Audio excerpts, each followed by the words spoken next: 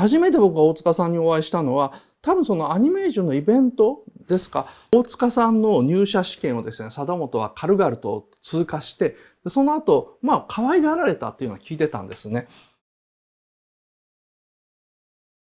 僕が見たのは本当に偶然だったんですね。本当に最初何の気なしに原作が存在するのも知らなかったですし、1話見た時はなんかあれこれ面白いのかもねぐらいだったんですよ。不覚にもですね、第2話のラストですね、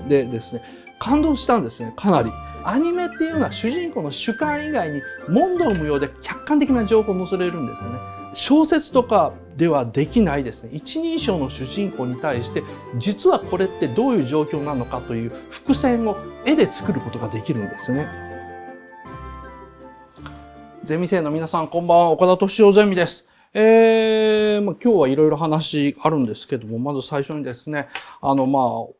の構成かなだけ話しておきましょう。青が無料、赤が有料、で緑がプレミアムです。一番最初はですね、大塚康夫さんのちょっと思い出ですね。アニメーターの大塚康夫さんがですね、3月15日お亡くなりになりましたので、ちょっと話だけさせてくださいということでですね。で、次が新エヴァのですね、かなり、質問が来てるので、そんなにたくさん答えられないんですけど、ちょっと新エヴァ Q&A コーナーというのを作ってですね。で、今日のメインの話、無色転生ですね。アニメの第1話を割と細かく分析してみるという方法にしてみます。で、有料に入ったらそのアニメの分析の続きと、あと小説版ですね。小説版の方の話をさせてください。で、プレミアムの方でですね、エヴァの Q&A でちょっと残ってるやつを少し答えて、あとは世間話ですね。放課後の雑談というふうな感じにしたいと思います。よろしくお願いします。ではですね、アニメーターの大塚康夫さんの話です。3月15日お亡くなりました。初めて僕が大塚さんにお会いしたのは、多分そのアニメージュのイベントですかとかでは何回かその楽屋で挨拶はしたと思うんですけど、ちゃんとお話したのはですね、オネアミスの翼、王立宇宙軍というアニメをですね、劇場版のアニメを作り始めて、しばらくした頃ですかね。しばらくした頃じゃないな、パイロットフィルムが終わって本制作に入ったらすぐいらっしゃったのかな。ガイナックスがですね、吉祥寺のですね、東町にですね、一番最初高田馬場、東京の高田馬場に作ったんですけども、それはもうパイロットフィルムを作るだけの小さいスタジオだったんですね。で、ちょっと大きいところを借りてですね、吉祥寺の東町に移りました。で、そこにいた時にですね、遊びに来られたんですよ。で、僕も全然知らなくてですね、急にですね、大塚さん来ましたよっていうふうに、あれ誰だったかな安野だったか山川だったかがですね、社長室に来てですね、教えてくれて、と思って行ったらですね、大塚さんがもうスターですからですね、若いアニメーターを集めて真ん中で座って話してられるわけですね。おわーとか思って、僕、すごいアニメーター同士の話やってたんで、ちょっと僕は中に入れずにですね、社長室でですね、自分の普通の仕事してたんですけども、その後ですね、大塚さんが、制作進行の子がですね、社長に挨拶したいと、おっしゃられてますっていうふうなこと言われたんで、じゃあ、ぜひお願いしますってことは、大塚さん社長室ですね、もう僕だけがいる部屋なんですけど、やってこられてですね、で、そこで結構長い話してもらったんですよ。で、僕が西崎義則さんの話をする時の話って、大体その時に大塚さんから聞いた話が多いんですけども、あと実際にお会いした時ですね、西崎さんとお会いした時の話が多いんですけども、やっぱルパン三世やってた時に、ルパン三世のプロデューサーの藤岡さんと、あと、大和の西崎さんとで、両方で大塚さんの取り合いになった、引っ張り合いになったという話をされてですね。で、僕としては面白い話だから、おーって思って聞いたんですけども、ずっと話されてて、で、いやーなんか両方とも妖怪だったよっていうふうに大塚さん言うわけですね。その二大プロデューサーをですね。で、妖怪っていうのは何かっていうと、二人とも酒飲みすぎで顔色が悪かったというのもあるんですけども、話してたら必ず裏と裏の裏があると。で、基本的に自慢をしながらこんな車に今乗ってる、こんな時計今してるっていう話するんだけども、大塚さんそういう話をするときは、俗物だよねって言いながらすごい楽しそうに話してですね。で、二人でですね、時々大塚さんの手を握ってきて、で、手の中で指を2本したり3本したりすると。で、どうもこれが、どの仕事をするのかで、ギャラの提示らしいんだけども、大塚さんは気持ち悪いから、そういうの言わずにもうちょっと、まあ、口で言ってくれみたいに思ったらしいんですけども。で、結局、30分ぐらいかな、大塚さん。僕と2人で話してですね。で、それで帰られたんですよね。で、その時にですね、なんで大塚さん僕にそんな話をしてくれたのかよくわかんなかったんですよ。ガイナックスに遊びに来てアニメーターと話したから社長に挨拶にするのかなと思ったんですけども、後々聞く大塚康夫さんっていう人のキャラクターはそんなんじゃないんですよね。で、なんでかなと思ったんですけども、その時に来た時もですね、貞本どうですかっていうふうにですね、2、3回聞いてるんですよね。で、貞本義行君って、当時ガイナックスのアニメで、オネオミスの翼の、キャラクターデザインやってたし、あとは、エヴァンゲリオンもキャラデザインやってますよね。で、もともと沢本君がアニメ界に入った時って、テレビ版のマクロスを学生時代に手伝ったことがきっかけだったんですけど、その後入ったのがテレコムなんですね。で、テレコムっていうのは、夢の国のリトルニモという、スター・ウォーズで当てたゲリー・カーツが莫大な予算で、アメリカのウィンザー・マッケイっていうですね、漫画家の、漫画ですね、新聞連載漫画をアニメ化しようという大プロジェクトだったんですよ。で、大塚さんはですね、一時それのメインスタッフで、日本とアメリカを往復してたんですけども、その時に作られたのがテレコムっていうアニメーションスタジオだったんですね。で、そのテレコムっていうのは業界で一番、入社条件が厳しいっていうかですね、入社した後のですね、教育が厳しいので知られたんですけども、貞本君はテレコムの何期生か忘れたんですけど、そこのメンバーだったんですね。で、めちゃくちゃ作画がですね、作画の要求が厳しかったそうなんですけど、リトルニモを作るためのスタッフだから厳しいのは当たり前なんですけど、その中で、大塚さんの入社試験をですね、貞本は軽々と通過して、その後、可愛がられたっていうのは聞いてたんですね。でも、後で大塚さんのインタビューとかを読んでみると、その時に貞本義行の絵を見たショック、作画を見た時のショックがすごく書いてて、生涯で本当にこいつがうまいと思ったアニメーターは何人かしかいなくてっていうかですね、そのうちの一人が貞本義行だって言うんですね。で、東映動画のもうド頭から参加しててですね、つまり全てのアニメーターを見てると言っても過言ではない大塚康夫さんがですね、貞本が、これまで見たやつの中で一番うまいと言ってて、で、おまけに貞本君で、僕の師匠ですというふうに言ってるしということで、両方認めるですね、師匠と弟子なんですね。で、多分なんですけども、後で僕も染みてきたんですけど、大塚さんは別に僕に話しに来たんではなくて、貞本義行をよろしくお願いしますというふうに言いに来てくれたんですね。だからあなたは社長でアニメーションのプロデューサーだからつまり僕は西崎義則とか藤岡さんと同類だと思われたかもわかんないんですけど、なので、アニメーターのことを一人ずつ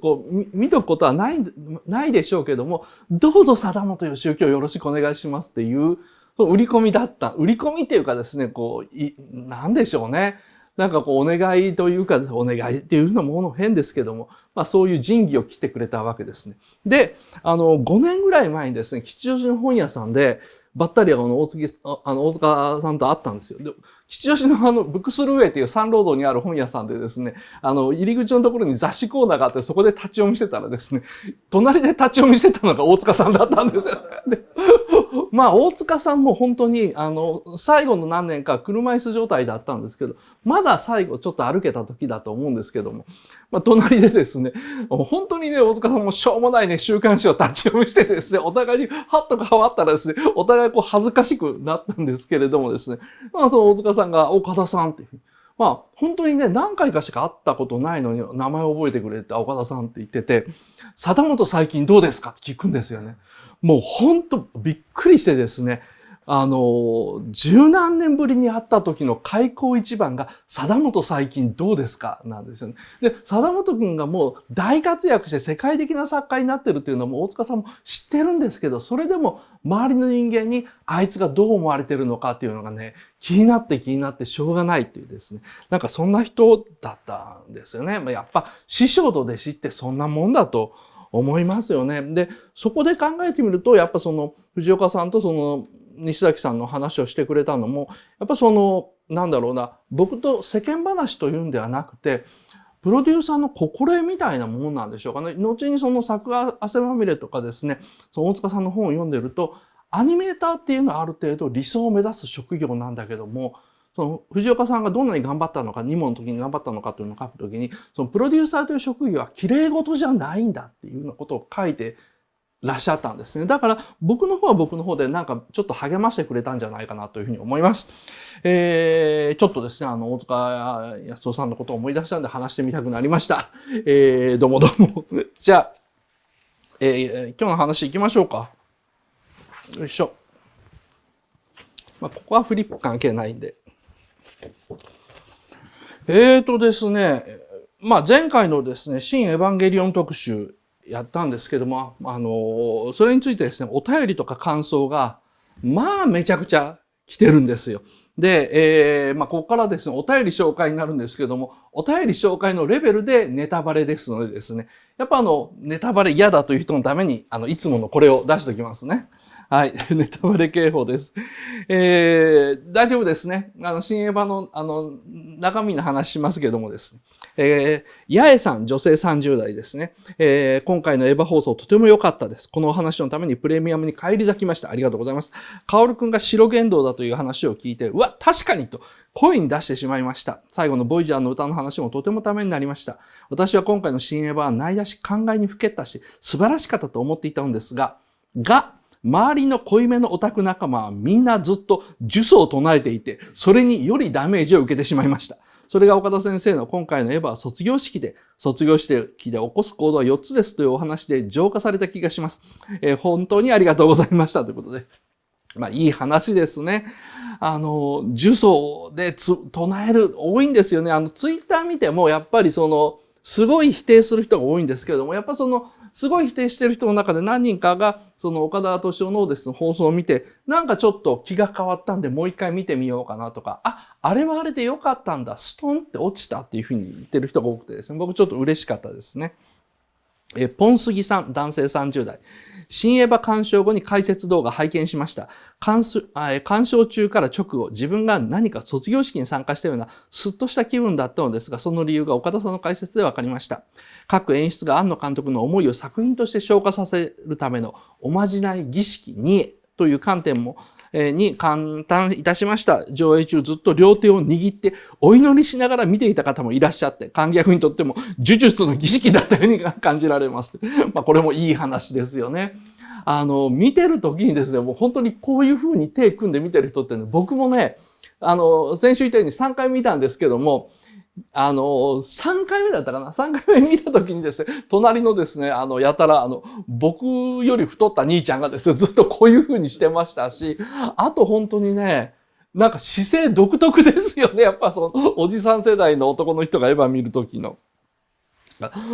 良かったと思います。あと、質問で多かったのが、ラストをどういう風に解釈するかとか、あとマリに関するもの多かったです。ピノコさん女性30代。ですね。新エヴァの回無料からのメンバーシップで見ました。さすがでわかりやすく納得でした。特にオマージュの件は素人には元ネタがわからなかったのでなるほどと思いました。あと、カオルくん何者？渚しれて何って疑問も解決しました。一つ疑問が残ったのは、最後にシンジとマリが新たな現実世界に出てくるのはいいのですが、成仏したアスカ、レイ、カオルはどうなったと思いますか？この3人も最後の駅のシーンで反対側のホームにいたので、現実世界に来たのでしょうか？前回のね、解説でラストシーンの説明ちょっとね、僕言うの忘れてたんですけども、もちろん向こうのホームに、シンジがいるホームの向こうのホームに、シンジたちは28歳になってるのに、未だ14歳っぽいですね、渚カオルとレイが向かい合っていたりですね、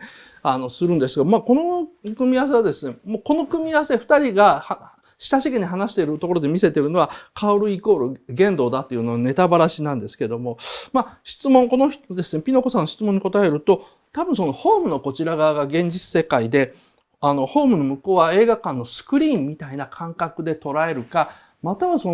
その分岐しているレールすべてが、あり得たかもしれないエヴァのこっから先のお話みたいなもんなんですけども、そのお話世界、アニメ内のお話世界から二人は手を取って走り出すことにしたと。レールから外れることになったというですね、そういうぐらいの意味だと思います。多分ね、ラストまでそんなギチギチ固めないんですよね、映画の作りっていうのは。ラストはですね、ふわっとさせて、何種類かの解釈ができるようにというかですね、映像作家って解釈を一種類にするよりは、絵を見て分かるようにするっていうのが多いので、特にですね、宮崎駿のような無意識で描いてる作家ももちろんそうなんですけども、庵野秀明もですね、かなりその無意識を出すようにしてるのですね、出てきた絵で一番いいものをなぜか知らないが選んでしまう。出てきたレイアウトで一番いいのをなぜか知らないから選んでしまう。後でなんでそうかと考えたらっていう場合が多いんでですね、こんな感じの解釈だと思います。じゅんさん男性ですね、30代ですね。岡田さんこんばんは。新エヴァ解説非常に楽しかったです。ありがとうございます。僕は今回の講義で2回目決心をしました。そこで1回目の感想、まさに卒業式、映画で印象的だったのが、物語終盤、シンジがみんなを成仏させて、最後は君の番だと言って正面を向くと。そこでカットが変わって視線の先にいるのは綾波。なので、君の番だの君は綾波のことなんですが、あの場面、最後は君の番だと言ってシンジがこちらを見た瞬間、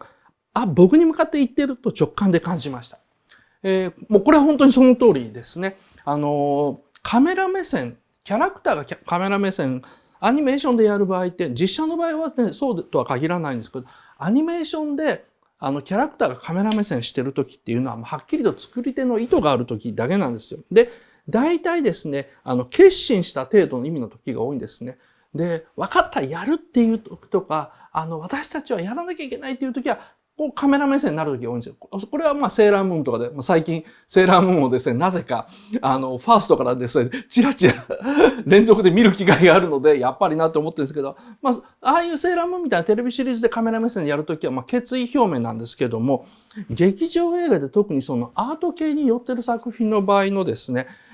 カメラ目線っていうのはアニメに限ってなんですけど、大体その観客に向かって直に問いかけてることが多いんですね。あんまりね、手の内を明らかにしない押井守さんもですね、劇場版のパトレーバーの2で、そのキャラクターがカメラ目線で喋るシーンが結構あるんですけども、それはもう本当に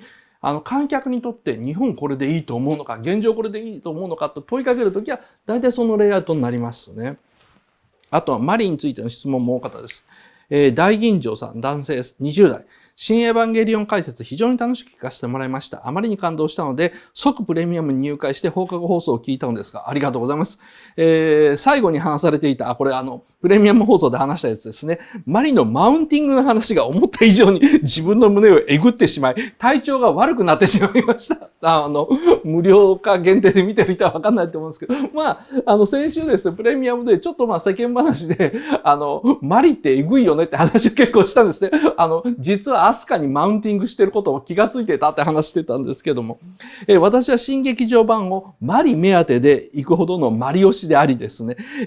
真のラストも私としては非常に嬉しい展開と思っていたのですが、彼女がかなりドロドロした女の内面を持っていると聞き、またその説が自分の中でもかなり腑に落ちてしまい、最後の最後にこんなえぐいものぶち込まれるとは思っていませんでした。今は、このダメージもエヴァを見る醍醐味だよなと自分を落ち着かせています。すいません。わざわざプレミアムに入会していただいて。とにかくこれだけ楽しませてもらったエヴァと岡田斗司夫ゼミには感謝しております。メンタル回復したいのでステッカーください。はい、今月3月のステッカーですね。ビックリマンチョコ風のですね、ステッカーのですね、こちらが僕で、こちら側は、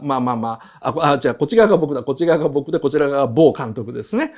ぽいですね、ステッカー差し上げますので、楽しみにしててください。いや、男の子は本当にね、大変ですよね。そうか、マリオシだったか。マリオシだったら、マウンティングの話な。でも、腑に落ちたらもう仕方がないですよね。リセットスタジオさん、男性40代。今日の岡田さん、本当に面白かったです。庵野もよこイコールマリと考えると、コネメガネの意味がストンと落ちてきます。これまでのエヴァから新しいキャラが増え、週末に導いてくれるもよこ。もよこがいたからエヴァを再構築できたんだ。よかったね、監督。尾形さんに行かなくてよかったね、と感じましたって書いてるんですけど。いや、もう、尾形さんのことは僕知らないですけども、やっぱコネメガネって、映画内で、マリを呼んでるのがアスカだけっていうところがですね、絶妙な関係ですよね。だから、庵野もよこ夫人をですね、猛烈にプッシュする庵野秀明監督がですね、自分が周りにどういうふうに見えてるのかですね、先回りした自虐だと思うんですね。つまり、あえてマリをコネメガネっていうふうに、つまり何かというと、あれですよね、そんなに奥さん押さなくてもって、それはもうコネみたいな、円子みたいなもんじゃないかっていうような、スタッフそんなこと言ってないんでしょうけども、先回りした自虐ってやつですね。だから僕がオタキングって言ってるのと同じですね。僕もオタキングもう言われる先に自虐で言ってしまえっていうオタキングなんですけど、それと同じようなですね、ネーミングセンスだと思います。めぐみんさん、ですね、最後の、説明、なぜ声が神木隆之介で首に超過がついていて外すくだりがあるのか説明されていませんでした。意図的に説明しなかったんですか？いや、もう最後の方は疲れてきて忘れただけなんですけども、シンジ最後に首に超過をまだつけていて現実世界に帰ってきて、で、それがマリが外してポケットに入れるというシーンがあるんですけども、なんでそんなことするのかって、いや、それはもう、犬だからですよ。犬だから、中堅ワンコーだから首輪がついてるんですけどもですね、一応外してあげるわけですよね、もよこ夫人は。一応外してあげるけど、ポケットに入れるは預かっておくわねっていうことですよね。だから、未だにいつでも犬に戻りますっていうサインでですね、なかなかここら辺もえぐいなんでしょうね。ジョン・レノンと小野陽子というのが、綺麗な言い方なんでしょうけども。僕は高須委員長と西原理恵子という言い回しが気に入ってるんですけども、なかなかね、チョーカーを外してもらって、それをわざわざポケットに入れる作画というところでですね、えぐいなと。いいなっていうふうに思いましたね。エ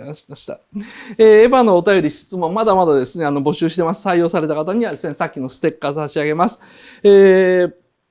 残り、他にもちょろちょろと雑談風の質問があるんで、そっちの方はですね、プレミアムの方でちょっと語ってみようと思います。で、来週はですね、一応ガンダムの予定なんですけどもですね、月曜日にですね、22日の月曜日の夜7時半から NHK でですね、プロフェッショナル仕事の流儀、庵野秀明スペシャルっていうのがですね、あるのでですね、ちょっとそれ、録画予約してるのですね、次回のですね、3月28日のゼミでですね、解説多分できると思うんで、ちょっとやってみようと思います。楽しみにしてください。それでは、エヴァ Q&A はここまでです。お疲れ様。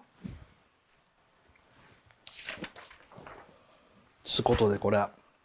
編集の間をちょっと取ってるんですけども。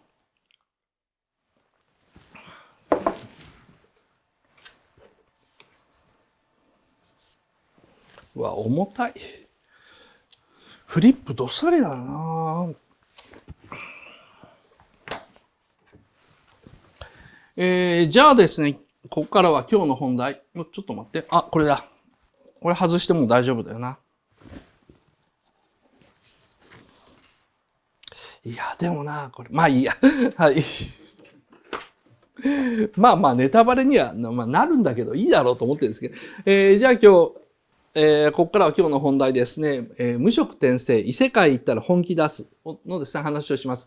まずですね、お便り読みます。K さん理想型50代女性。今週は無職転生ですね。本当によくぞここまでと思う素晴らしいアニメ化だと思います。だから今週の全員もエヴァと同じぐらい楽しみです。この作品をアニメ化する際に、最後まで作らないと意味がないからアニメスタジオを新しく作ったというのをどっかで聞いた気がします。こういう制作側のことは全く分かっていないので、長編小説を最後までアニメ化すること、アニメスタジオを作ることが結びつきません。もしお時間がありましたらちょっと言及していただけると嬉しいです。ということです。とろろさん、女性30代ですね。自分は家族から無職転生を勧められたのですが、主人公が眠っているヒロインのパンツを脱がそうとするノリや、エロゲのような性的な設定、夫婦の夜の営みを除く美少女家庭教師などが生理的に無理で苦痛すぎて見られませんでした。しかし家族には熱く勧められているので、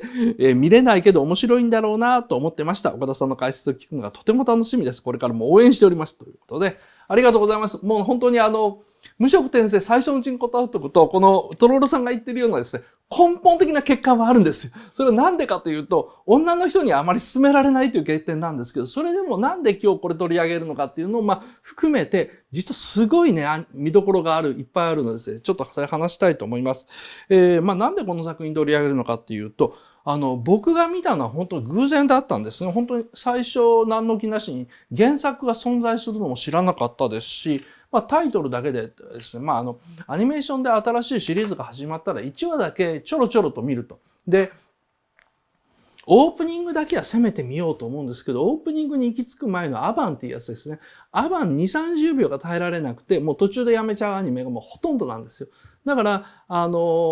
大体ですね、アニメーションが、新作が始まるシーズンになると、かなり見てるんですけども、それはもう1話すら見れない。ですね。最初の10分も見れない。1分ぐらいが限度、30秒ぐらいでやめちゃうものがほとんどなんですけども、それ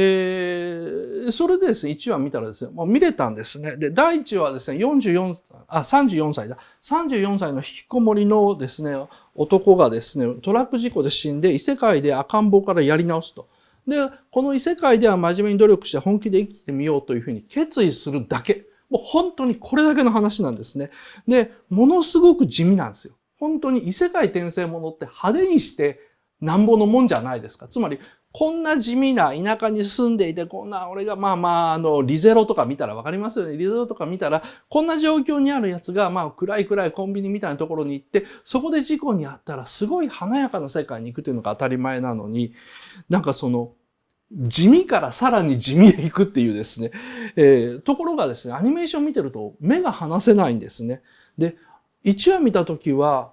あれこれ面白いのかもねぐらいだったんですよ。かもねっていうぐらい。で、次の週の第2話見たんですよね。で、不覚にもですね、第2話のラストですね、でですね、感動したんですね、かなり。で、あれって、これってとんでもないアニメが誕生する瞬間に立ち会ってるんじゃないのかなと。これをちょっとオンエアで見れるっていうのはすごいことなんじゃないのって思って。なんですごいかという分析はちょっと後でしますけどもですね。とりあえず第1話の内容をですね、ちょっと話してみます。第1話ですね。ファーストカットです。これ何かっていうと、主人公の顔なんですね。でも死にかけてるもんどんな顔かわかんない。で、上から雨が降って雨粒が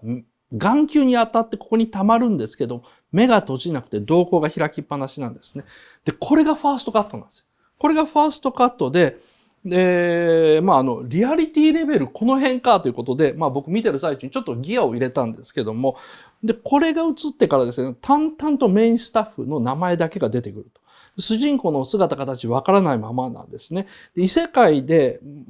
事故で異世界に転生という流れだろうけど、タイトル聞いただけでもうわかります。無職転生なのか、無職のやつが転生するんだろうっていうのはわかるんですけども、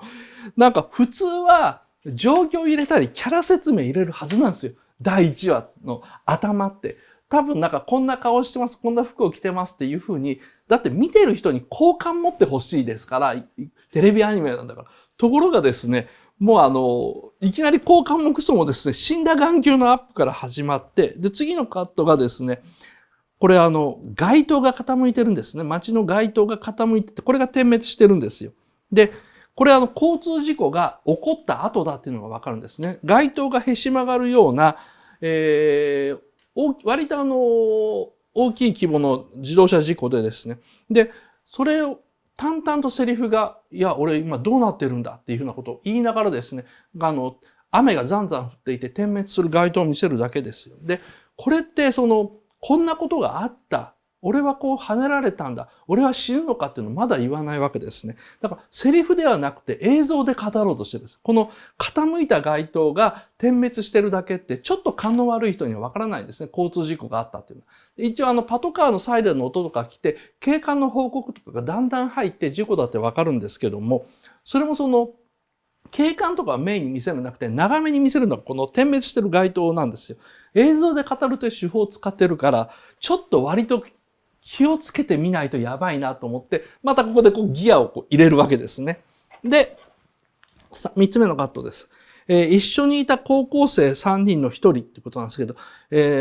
なんかその3人の高校生がいたんだけど、2人はまだ行方不明だっていうのが、警察の無線のやり取りでわかるんですね。で、この高校生が1人残ってるっていうのって、これ伏線になってるんですけども、多分ね、この伏線が、アニメーションでこのペースで映像化されてったら、40話ぐらいになっても出てくるかなというような伏線なんですよ。かなり後の方の伏線ですね。結構ですね、すごいことやっています。で、次ですね。で、転生した後、主人公自分が死んだらしいなというのがわかる。で、女の人がいて、女の人だと思って手を伸ばそうとしたら自分の手が子供の手だということがわかると。で、自分は赤ちゃんとして生まれ変わったんだ。でもまだ俺は34歳のおっさんの意識があるぞ。っていうで、ここら辺でですね、どうも両親の名前はパウルとゼニスというらしい。20代前半の夫婦だと。34歳の俺から見れば若造だっていうふうに言うんですけども、この二人はですね、聞いたことがない言語で喋ってるんですね。英語でもですね、そのヨーロッパ系の言語でも何でもないので、聞いたことがない言語で一生懸命喋りかけてきて、それがパウルとゼニスという名前だということだけがわかるというのが主人公の物語なんですよ。モノローグなんですよ。で、ここまではですね、大体僕もこの辺までは、はいはい、なるほどね、はいはい、これで異世界に転生するんですね。ちょっと珍しいのは、赤ん坊の時に転生するっていうか、赤ん坊に転生して本当に生まれるシーンから始まって、これ、どれぐらい真面目にやるんだと。もうNHK の大河ドラマみたいに、例えば1話だけ、もしくは1話の前半だけ赤ちゃんやって、で、1話の後半になるともう5歳か10歳ぐらいで、最初の能力みたいなものを出して、で、2話から15歳とかそこら辺になってみたいな流れかなと思ったんですけども、まだこの時はわかんない。ただ、普通によくできてるアニメなんですよ。で、タイトルとかオープニングが始まらないと。アバンも終わったよと。ここまで見せたらもうアバン、いわゆるタイトル前終わりなんですよ。じゃあ無色転生ってタイトル、まだ出てきてないし、あと第1話なんとかってサブタイトルも出てきてない。ただ、メインスタッフが延々名前が出てきただけなんですね。で、最近ね、オープニングって2話からやるから、最近の流行りのいつものパターンなのかなと思ったんですけども、結局2話まで見て分かったんですけど、これ第1話と第2話で45分の一つの話になってるんですね。45分の一つの話を無理やり1話と2話に分けた形式になってるんですよ。だから、2話のラストまでオープニングがないと。2話のラストでオープニングの映像を出すっていうのは最近のアニメの手法だから、例のあれねってつい思っちゃうんですけど、違うんですよ。1話と2話で一つの話だから2話のラストでオープニングがあるっていうのになって、で、1話ごとにちゃんとクライマックスとかカタルシス、つまり、見てて、こうなのかという快感があるから気がつかないんですけども、ちょっとこの監督すごいんじゃないのかなと思い出したんですよ。ただまだこの1話のここまででは普通に見てたんですね。で、ハイハイでですね、家中を観察するようになります。で、生後半年ぐらいだと思います。言葉を覚えました。で、俺の名前はルーデウス・グレイラットというらしいと。で、以後会話はですね、日本語になります。親の言ってることもだんだん分かってきたので。で、これが女の人が、嫌だと言ってるやつですよね。パンツを被ってですね、変態のですね、34歳男の変態としてパンツを被ってるところをですね、メイドのリーリアって女の子に見つかります。で、大体ここら辺に見るのやめる人が多いんですけど、もうちょっとだけ我慢してください。で、このメイドのリーリアがですね、心の底から軽蔑したような気持ち悪いような目で見てるんですけどもですね、まだ、リーリアに軽蔑されている、気持ち悪がられているということがわかりません。これ4話への伏線になっています。で、このあたりでですね、僕がちょっと待てよと。このアニメ、俯瞰的な説明がないなっていうのに気がつきました。主人公のね、目線だけで語ってるんですね。俯瞰的な説明っていうのは、主人公の家の外観とか、あと、主人公の家がある村とか、もう異世界なのは、こう主人公には分かんないんだけど、もう俺ら、テレビの視聴者には分かってるよ。だって無色転生っていうタイトルなんだもんって分かってるよ。だから、さっさとドラゴンがいるのか、お城があるのかとか、そういうのを見せてくれと思うんですけど、一切見せないんですね。全体像を見せないと。で、主観に徹してるんですよ。で、主観に徹するとどうなっちゃうかというとね、絵が地味になるんですね。延々、まだ、生後半年の赤ちゃんですからですね、家の中しか見せられないんですよ。だから、地味な絵になってしまうんですね。ただ、地味な絵でも飽きさせない、密度で見せてるからですね、見れるんですけど。あと、主人公のモノローグで進行するスタイルなんですよね。で、画面でですね、見せているものとモノローグで語っている内容とのズレっていうのを利用してます。後で説明します。で、この主人公のモノローグっていうのは、声優さん2人使ってるんですね。名探偵コナンで、そのコナン君が大人に向かって子供っぽく喋るときと自分の独り言として考える時って、一応大人と子供の声なんですけど、あれ声優さん1人じゃないですか。つまり声優さん1人でそのキャラクター内で使い分けるっていうのがアニメーションの当たり前なんですけどもですね、今回のアニメではですね、その大人の声とその子供の声が全く違う声にしたいのでですね。だって前世の34歳の男と今回その生まれ変わったルーデウスというのは完全に別人なのでですね、本当に声が違うんですよね。で、これって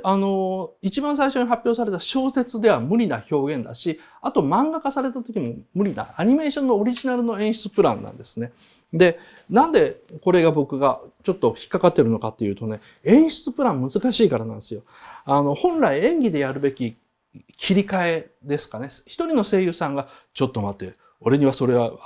聞いた覚えがある。よし、聞いてみよう。ねえねえ、これどうなってるの？これは声優さんの演技でできるんですよ。つまり、こういうふうに思ってるっていうふうなことで声を潜めて、それで、聞くっていう、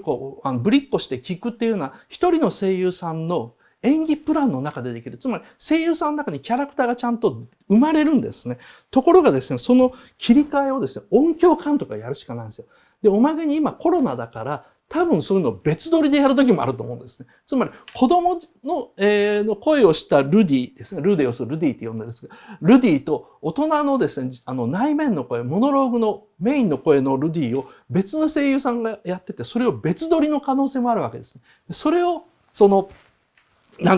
音響監督がですね、別撮りで撮って、後で合わせて演出にしなきゃいけないってですね。すごいね、声優さんにもフラストレーションが溜まりやすい仕事ですね。声優さんにしてみたら、全部自分でやらないとキャラクターがつかめないっていうふうに思っちゃうし、音響監督にしてみたら、ちょっとこれ声優分けてやる監督の意図はわかりますけれども、不自然になるんじゃないかなっていうふうに試しやってる感じがするんですね。うまくいってるんです。うまくいってるんですけど、かなり難しい調整ですね。で、次のカットですね。で、ルディが見て回る家の中です。ガラス窓から外を見ている時です。ガラス窓に顔を近づけるとルディの顔がギュッと歪みます。つまり、ステンドグラスみたいな、この鋳鉄でできた、リングにですね、丸いガラスをはめ込んでるですね。この部分もガラスはめ込んでるんですけども、そういうですね、細工物なんですね。で、これ昔の工法のガラスだからですね、歪むんです。板ガラスを作る技術がないので、わざわざこのルディの顔がちゃんと歪んでるという表現を入れてるんですけども、ちょっと凝りすぎですよね。あれ、いわゆるファンタジーと違うぞっていうふうに思うのが、この辺から分かってきたんですよ。で、トイレの書き込みとかも異常です。で、その窓の外の風景が、田園風景で、ここは電気もパソコンもないのかということで、まだ主人公の主観以外見せてないんで、ファンタジーの世界とわかりません。ところが、よくよく見るとですね、お父さんのパウロが庭で剣を振るってると。おいおい、中二病かっていうふうに主人公突っ込むんですけども、これもですね、まだ、わかんなかったんですね、主人公は。で、この剣を振ってるのを見て、思わずびっくりして、後ろ向きに落ちて頭を打ってしまうと。台所で。そうするとお母さんが駆け寄ってきて、あ、痛かった痛かったって言うんですよね。ただ、その落ちた赤ん坊のルディ、生後半年のルディは心の中は34歳のおっさんなんで、まあ泣かない子供なんですけれどもですね。で、お母さんがですね、じゃあおまじないしてあげるわねと言って、ヒーリングの魔法をかけるんですよ。で、お母さんが呪文を詠唱し出すと、おいおい、母親の方も中二病かよと。父親は剣を振ってるし、母親も剣を振ってるし、なんで俺はこんな中二病の両親のところに生まれちまったんだみたいな独り言を言ってると、本当に手からですね、なんか光が出て痛みが消えていくんですね。間違いないと。変だ変だと思ったけど、ここは剣と魔法の世界だ。ここは地球上じゃないんだっていうふうなことで主人公がうわーって叫んで、それで空がアップになった空に、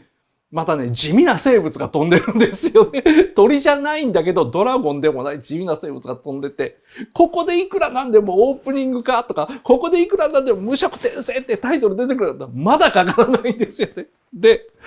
そっからですね、まだまだ地味な室内の様子が続きます。1歳でようやって歩けるようになって、物置で本を発見すると5冊あるんですけど、題名すらも読めない。一応喋れるようにはなったし、聞いててわかるんですけども、まあ、伏線もちゃんとあるんですね。生まれ変わった俺の体はやたら物覚えがいいと。子供ってこんなに物覚えがいいのか、それともこの体の遺伝子が優秀なのかわかんないけども、ありがたい、ありがたいって言いながら、まあ、どんどん言葉を覚えるんですけど。で、2歳になったらようやっとお父さんが本の読み聞かせしてくれるんでですね、文字が読めるようになるんですね。で、見つけた本がですね、魔術教本だということがわかります。魔術の本ですね。ちょっとわかりにくいんですけどね、縁がギザギザなのわかりますか？紙の縁が。紙の縁がギザギザなのは、まあ、用皮しか何かわからないんですけど、紙の製法がまだ今みたいな完成度じゃない未完成だからですね、紙を断ち切ってやってるんではなくて、一応シートみたいなものができたら、すいてできたら、それをそのまま使ってるから、まあ、縁がギザギザなんです。で、全部カラーで、いろんなものが書いてあるんで、おそらく写本でしょう。写本といって人間が手で写して、で、人間が手で色を塗って仕上げたような本だと思います。で、読んでるシーンですね。一生懸命読んでます。で、魔術には詠唱と魔法陣2種類の発動方法があると。しかし現在は詠唱が主流。魔法陣というのは割と使わないと。で、個人の魔力量、どれぐらいの魔力を使えるのかという絶対量は生まれつき決まっている。で、こういうですね、魔法のルール説明があります。で、これね、全編通してかなり重要な設定なんですよ。で、この段階ではモノローグだけで話してるんですね。だから、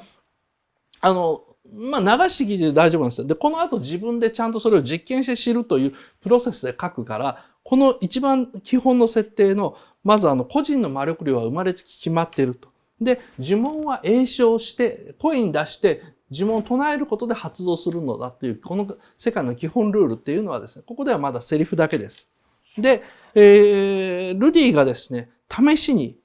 本に書いてあった呪文を読んでみるとですね、魔法が使えます。で、それが足からですね、指先へとですね、魔力がこう伝わっていくような表現があるんですね。で、足からなんでこの伝わるような表現するのかっていうと、この無色転生の世界ではですね、魔力っていうのはですね、なんだろうな、その地方ごとの、その土地ごとのですね、資源なんですね。地下資源みたいなものなんです。資源みたいなもんで。それを利用するんですよ。だから、大陸によって、それぞれの大陸のごとの魔力総量というのは違うと。なので、その大陸ごとに植生も違う。いわゆる生えてる植物の種類も違うと。魔力がすごい盛んなところに行けば、植物も魔獣になりやすい。魔法植物になりやすいし、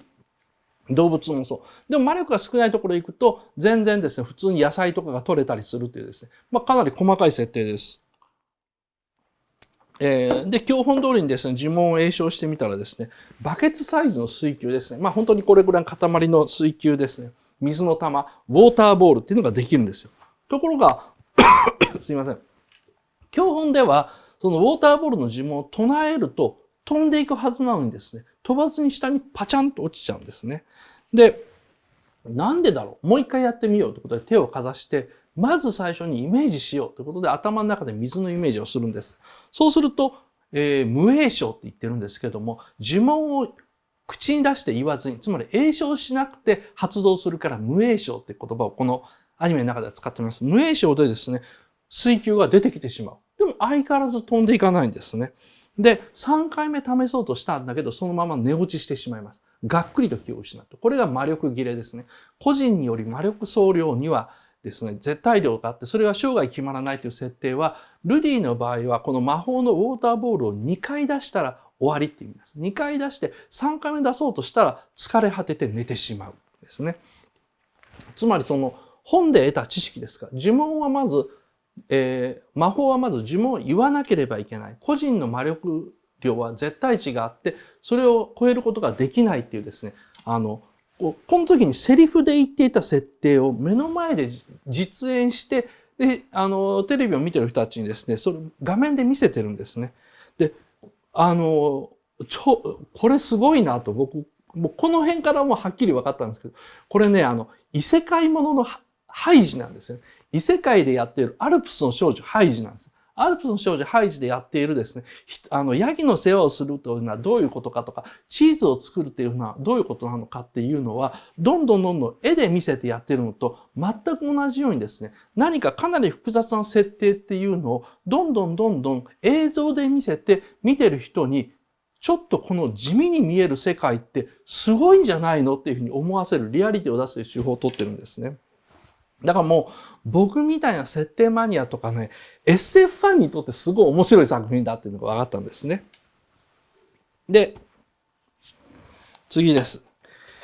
れ1カットだけ紹介してますけれども、こういうカットが連続するんですよ。手から水玉がどんどん落ちてると、下にバケツがあってそれで受けてるんですけども、この手から出る水玉の数が最初3つだったのが4つ、5つで無限っていうふうに増えていくんですよね。つまり毎日訓練を続けると水の量がどんどん増えると。魔術を使うと、魔法総量は増えるってことですね。個人によって限界があったはずの魔力総量っていうのが増えるし、あと詠唱は必要ないというふうな発見があるんですね。本嘘をかましてやがったっていうセリフで言うんですけども、本に書いてあることとは違うぞと。実は呪文を口に出す必要はないし、あと魔力っていうのは増えるんだ。使えば使うほど増えるんだと。っていうのを説明しながら、セリフで言いながら、これ一つのカットで見せてるんですけども、暑い夏の日とかですね、あと寒い冬に、口から白い息を出しながら水をポンポン出してるとかいうふうに訓練説明するんですよ。つまり、長い間これを続けていて、こいつはですね、幼児の間ですか、だいたい1歳から2歳の間、ずっとこれを続けてたっていう設定がわかるようになるんですね。時間経過を、絵で見せてるのがうまいと思いました。で、それの後、食事のシーンもちゃんと入ってるんですよ。で、毎日のね、食事風景がね、ちゃんとね、あるのが僕、エモいと思います。エモいっていう今時の言い方もそうなんですけども、環境が変わるんですね。ここから先主人公の環境どんどん変わるんですけども、家で普段食べてる食事っていうのがどんなものかっていうのがちゃんと分かって、で、それがね、割とちょっとエモい絵柄、この下の方を見たら分かるんですけど、家族で食事をとるところとかが分かりやすいんですね。木のお皿に乗ってるんですよ。食べるものは木のお皿に乗ってるんで。で、後に貴族の家に世話になる時になると、貴族の家はちゃんと陶器の皿になるから、決して金持ちではないんですね。で、ただ、下のカットいきます。ただですね、その机の真ん中にはベーコンの塊があって、それをカットして、み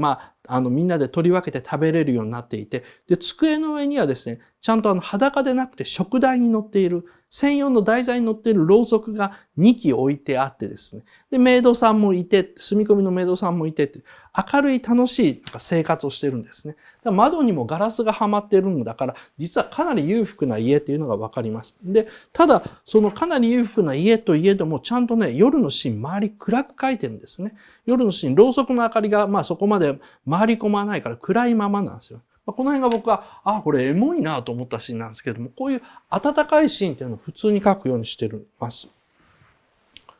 で、主人公のですね、訓練の日々が始まります。これ主人公がずっとモノローグで言ってるシーンなんですけど、日常の描写ですね。一コマ目はですね、お母さんに体を洗ってもらう。ちょっと股間まで書いてあったので僕は黒で修正してますけども、アニメの方ではっきり書いてありますよね。で、お父さんが、ベッドで本を読んでくれるっていうのをですね、やってるんですけども、なんだろうな。これでモノローグで主人公言ってるのが、なんでじゃあ魔法の本にはですね、魔法は、魔術というのは、呪文を読まなければいけない、口で言わなければいけないって書いてるんだろうかと。それは多分詠唱というのは魔法陣の自動化だろうというふうに主人公は考えるんですね。で、詠唱化するということの仕組みにしたら、まず教えやすいと。自分みたいに魔法をイメージするっていうんではなくて、まず口に出してこうするとイメージしやすいから、教えやすいし、おまけに使いやすいと。戦闘中に自分が一番最初に無詠唱でやったみたいに目をつぶって集中するなんてことをやったら、その間に敵に攻撃されてしまう。だったら敵を見ながら覚えてる呪文を口で素早く言った方が多分発動が早いっていうふうに言ってるんですね。で、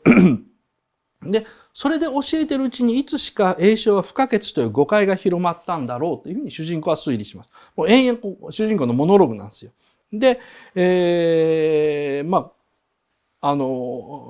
子供の頃に魔力をどんどん使うようにすると、魔力総量が増えていくのも、そういうふうなことを今までやったことがない人がいないから、自分は特別に34歳の意識を持ったまま、転生したので、それができたんだけども、普通は子供っていうのは2歳とか3歳まであんまりものを考えないのでやってないと。だから、幼児期に魔力総量が増やせるっていうのを誰も知らないから知られてなかったんだっていうようなセリフをやってるんですけど、そのセリフの上にですね、お父さんが読んでる本が、こうしてペルギウスは魔人ラプラスの元へっていうふうに本読んでるんですよ。実はその全体展開の伏線なんですね。お父さんが何気なく読んでいる主人公のセリフに被っている絵本の内容っていうのが、こっから先のですね、30話ぐらい先になってくるんですけども、全体展開の伏線になっているとですね、なかなかうまいやり方です。だから、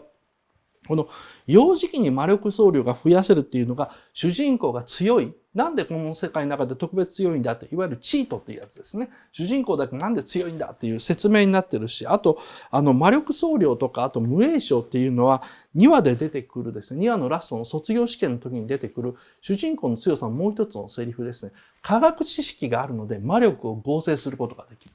例えば、雨を降らす、雲を作る、雷を呼ぶっていうのはそれぞれ単品の魔法としてしかこの世界の人は認識してないんだけども、雲というのはどういうふうな構造でできているのか、雷雨っていうのはどのようにして起こるのかっていうのを主人公が天気予報で見た程度の知識でも、ということは下の方から冷たい風が吹き上げたらというふうなことで推理して魔力を組み合わせることでより強い魔力が使える。ここら辺も主人公が強い理由っていうのにちゃんとなっています。で、これ初めてカメラが外に回るんですね。で主人公が、窓から水を捨てているんですね。溜まった水を捨ててるんですけども、こういうふうなシーンになってるんですけど、やっぱ僕がここで注目してほしいのは、さっきのこのシーンとかなんですよね。家族の団らんシーンなんですよ。で、なんで僕が、これすごいなと本格的に思い始めたのかっていうと、小説とかですね、だいたい5巻、10巻ぐらいまで進んでいったときに、このお話が一体何を書こうとしているのかというのがはっきりつかめたんですね。それで1話見直すとすごいびっくりするんですけども、例えば体を洗ってもらっているときに主人公別のことを考えてるんですよ。で、モノローグで魔法のことを言うんですね。本を読んでもらって、それを片耳で聞きながら、心の中別のことで考えてるんですよ。で、つまり、両親はね、この子供のことを自分の子供で普通の子供だと思ってるから、愛情をすごい注いでるんですね。で、しかし主人公のですね、ルデウスですね、ルディはですね、その愛情に気がついてない。ここでは。全く、親に対してそういうふうな関心を持ってない顔してるんですね。で、そうじゃなくて、そんなことをしてもらってるのは当然と思ってる。感謝もしてないんですよ。で、これがね、アニメ版独自の描写なんですね。後に、実はルディはそういう自分の態度を反省して後悔して、なんで自分はやってもらって当たり前と思ってたんだというふうに思うようになるんですけども、原作のね、小説が一人称で書かれてるから、この叙述トリックっていうのは使えないんですね。原作の小説では全部一人称でストーリーがずっと書いてるから、主人公がそのことにハッと気づいて自分で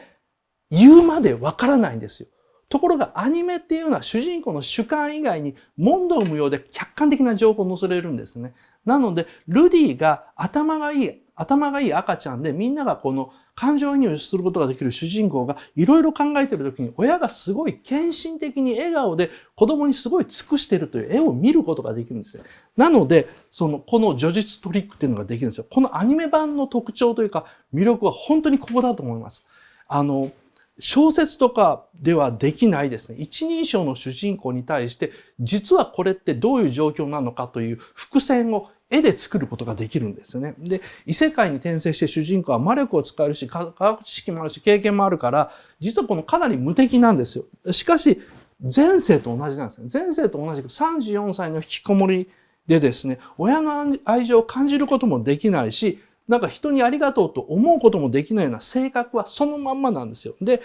でもそれはまだこの段階ではわからないように書いてるんです。まだこの段階ではわからなくて、主人公が独り言で言っている魔法の説明に見てる観客もずらされるんですよ。ずらされてるんだけども、ところが、僕らの内面というか、無意識にこの絵の印象だけは残るから、なんとなく引っかかったままで見るんですよね。だから、さりげなく描写されています。だから、この伏線が分からなくても、ここら辺の、やっぱ背景暗く落としてるから、なんかエモいシーンだなということだけは分かりますね。で、魔力総量をですね、増やすことだけに集中するルディはですね、相変わらず水球を飛ばすことはできないんですよ。季節は、秋から冬になって、また春になって夏になります。で、夏、ついに魔法成功します。で、夏になったという描写も、家庭菜園の20日大根と枝豆を最初に見せるんですね。この絵を2枚ポンポンと入れることでですね、夏になったという表現なんですけども、やっぱカメラが外へ出るんですね。で、なんでここでカメラを外に出すのかっていうと、パウロの主観で見せたい。お父さんパウロの主観で、ルディ1回目の成功ですね。パウロの頭に水がかかったと。あれ、雨かなと思ったら雨じゃない。なんでだっていうと、次にカメラが部屋の中に入るとルディが成功したっていうふうに言ってるシーンがあるんですけど、これをやるためにやってるんですけども、同時にですね、そのパウロが庭にいる時に剣を振ってると、近くの女の子がパウロを見に来てる。実はお父さんパウロっていうのはモテモテのやつなんだっていうですね、こっから先徐々に伏線になることもちょっとはめていってるんですけどですね。言い方悪いけど、単なる異世界転生アニメのくせに、やけに高級な、伏線の張り方というか見せ方してるんですね。で、ついにですね、ルディは飛ばすことに成功します。暗くて分かりにくいんですけども、窓から光が差して、ルディがここに座ってます。で、水の玉がここにある、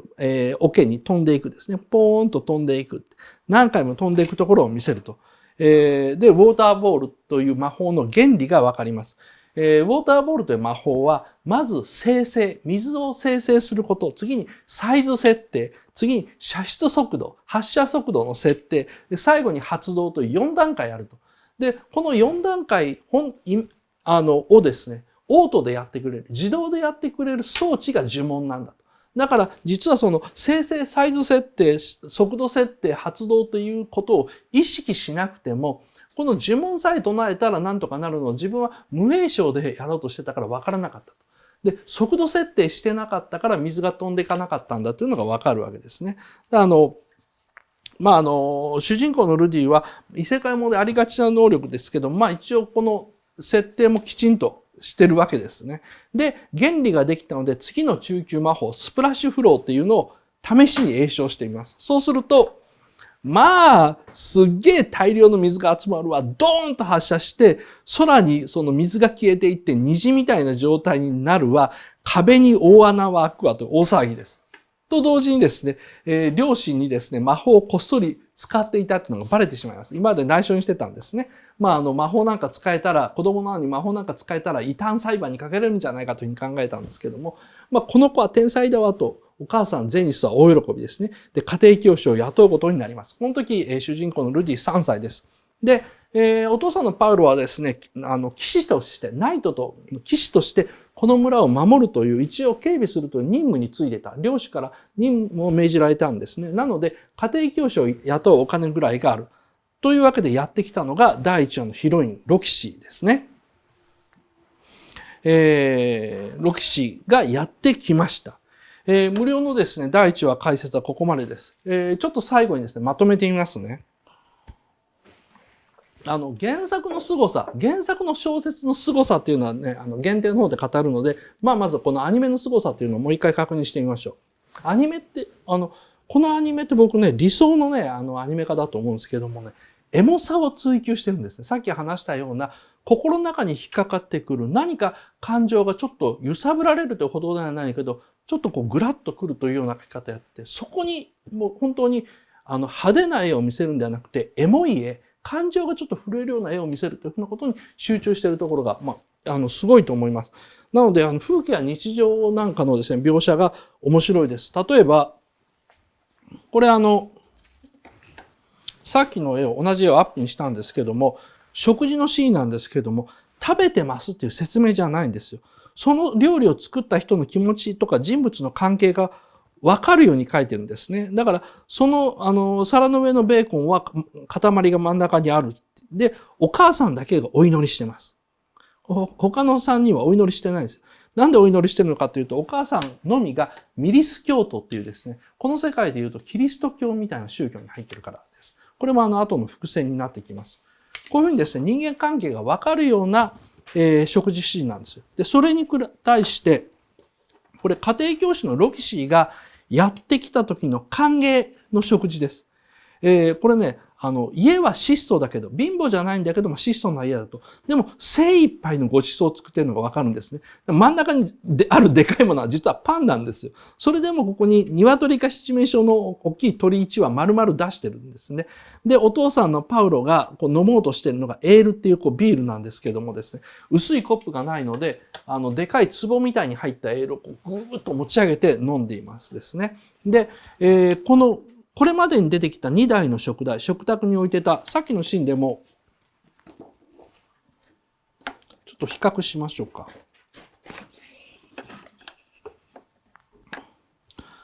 家族だけの食事の時でも食台、ろうそくの台2台置いてるんですよ。で、この時もテーブルの食台2台なんですけど、よく見ると壁に食台1台置いてるんですね。だから、ちょっとだけ明るいんですよ。で、この3台目の食台を1つ出すことによって、部屋を少しでも明るくして、少しでも歓迎パーティーっていう雰囲気を出そうっていうね、この、エモさですか。これもやっぱ気づかないんですよ。見てたら気づかないのが当たり前で、僕みたいに分析的に見てないと、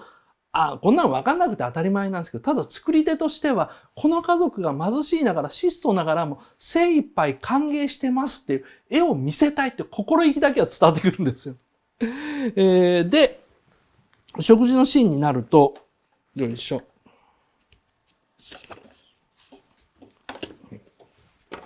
ですね。メイドのリーリアはパイを食べてるんですけど、左利きだから左手でパイを持って右手で手皿を作ります。つまりカスがこぼれないように手で受けてるんですね。こういう食べ方をさせる、この一人ずつキャラクターの描き方。で、次にですね、そのロキシー、家庭教師がですね、どんなものかまだわからないから食べるところ、そして食べて笑顔になるんですけども、なんでこ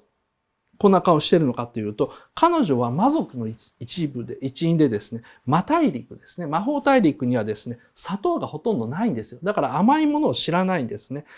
大陸ごとにさっきも言ったように埋蔵量が違うのでですね、魔大陸は植物も動物もやっぱ魔物が多いんですよ。なので、普通の野菜とか栽培してもなかなか育ちにくい。これ、後に主人公たちが魔大陸に行ってしまう話になるんですけど、そこではどんなに食料が手に入りにくいのか、野菜とか手に入らにくいのかというのが、原作ではかなり細かく説明してるんですね。でそれを今見せているので、うわ、美味しいって顔になってるんですね。驚いて笑顔になってる。これ初めての素直な笑顔です。この第1話のラストで初めて素直な笑顔を見せるっていうのが締めになっているんですけどもですね。それはその砂糖みたいな甘いお菓子を知らなかったロキシーがもう自分はクビになるんじゃないかと怯えながらですね、歓迎パーティーをしてくれて、で精一杯ろうそくの台を1台増やして歓迎してくれて、そこで甘いものを生まれて始めたというですね、もうエモいシーンの連続なわけですよね。でこのあたりのね、設定っていうのは実は物語が進行しないと分かんないんですよ。で第1話でさりげなく入れているその後で気づく意味のあるカットの数がえげつないほど多いんですね。僕が今、ずっと説明していった、これ実はこうなんだっていう設定っていうのは、単行本で言うと本当に3巻とか5巻後ぐらいで徐々に出てくるものなんですけども、アニメーションの作り手はこれを思い切って1話に入れてるんです。思い切って1話で絵にして入れて、なんかそれらしい雰囲気と、それらしい、なんだろうな、エモい絵で見せることによって、これ後で見て、なんだろう、ゾクゾクするような出来になってますよっていう、こういうような作り方してるんですね。で、まあ、僕は結局このアニメの1話のラストまで見て、これ面白いんじゃないかって、2話見て感動したっていうのを言いましたよね。で、4話までアニメを見たところでもう我慢できなくなって、まずコミックスを全部買ったんですよ。全部じゃないな。最初ね、1巻と2巻だけケチケチ買ったんですよ。で、これは面白いと思ってコミックスを全部買って、コミックス読んでる時にちょっと待てと。これ原作でどうなってるんだと思って、原作をね、また最初にね、5冊だけ買ったのか。で、5冊買ったらその日のうちに5巻まで読んでしまって、ラノベなんですよ。ラノベだからやっぱり読みやすいですね。で、あと、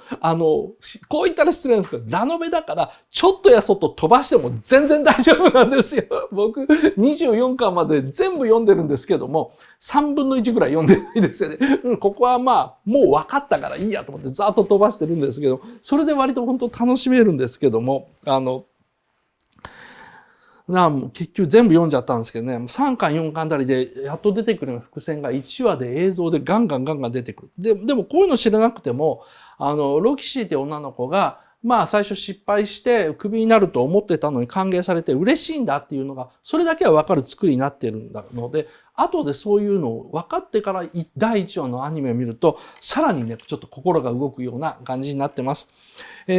まあ僕はね、さっきも言ったように、このエモさ追求というのは理想のこのアニメの映像化だと思います。このお話のですね、無色転生というお話をアニメ化するときに、一番いい方法を取ったなと思うんですけども、弱点もあるんですね。その弱点、一つ目の弱点だけね、無料で言っときますけど、とにかくキャッチーじゃないんですよ。異世界に転生のファンタジーだったら、半裸の美少女を山ほど出しゃいいのに、ですよね。普通の、魔法世界転生ものだったらもう女の子が山ほど出て、その女の子の人半分ぐらいはもう半分裸みたいな女とか山のように出てくるんですけど、まあ出ない。第1話ではゼロですよ。第1話では全く出てこないんですよね。さっき話した第1話の後半で出てくる家庭教師のロキシ。これもね、美少女風に見えるんですけどもですね、実は37歳なんですね。37歳のおばさん家庭教師が家にやってきて、それを見てときめくっていう話で、9話ぐらいで、今アニメやってる9話ぐらいで、ロキシってそんな年だったのって主人公が愕然とするシーンがあるんですけどもですね。まあ本当に絵面がね、地味なんですよ。あとお話も地味です。お話も地味で魔法世界なのに、とりあえず今アニメで放映されてるですね、10話まで見ても魔物との戦闘シーンはありません。もう今のうちに言ってください。魔物との戦闘シーンありません。ダンジョンにも一度も潜りません。で、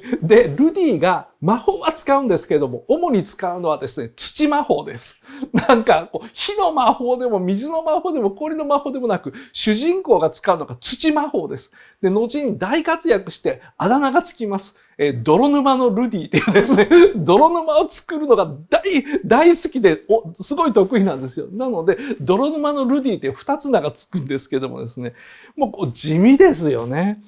この地味なところがやっぱ面白い。本当に僕30代以上の人が一番面白がれるっていうですね、今時アニメではない凄さだと思ってます。なので、僕本当にこれアルプスの少女ハイジだなと思ったので、このアニメのことをですね、令和の高畑勲っていうふうに呼んでるんですけど、これは高畑勲の演出法だよって思いますね。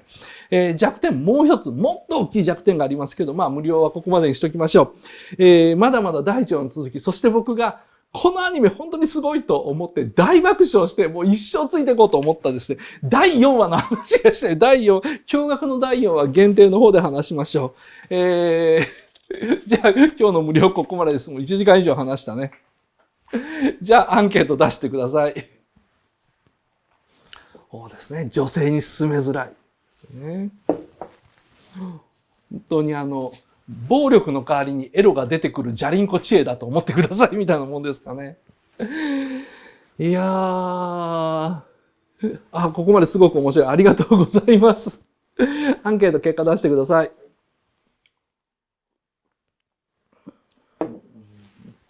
エヴァの補足解説良かったです。個人的にもよこマリのショックでってそうですね。無料の人はそれを知らないわけですだもんね。言っちゃったんだけども。はい、ありがとうございます。みんなもうぜひ小説の方読んであげてください。小説家になろうのサイトで小説家を読もうというのがあるんですけども、無色転生で検索したら未だに無料で全部読めますんでですね。限定ではですね、もう衝撃の第4話の話をですね、4話まで一気に解説するのと、あと原作の凄さというのを話してみようと思います。エヴァ Q&A の続きはちょっとプレミアムで、ちょっとダラダラ話します。次回のですね、3月28日は、ガンダムですね、大西洋血に染めてを話そうと思います。あと、その時の前説でプロフェッショナル仕事の流儀の庵野秀明スペシャルをですね、語ろうと思いますのでですね、楽しみにしてください。それでは限定に切り替えてください。岡田敏夫の YouTube を見てくれてありがとうございます。毎晩ですね、だいたい夜の7時ぐらいに新作動画を配信していますので、ぜひぜひチャンネル登録よろしくお願いします。ではではよろしく。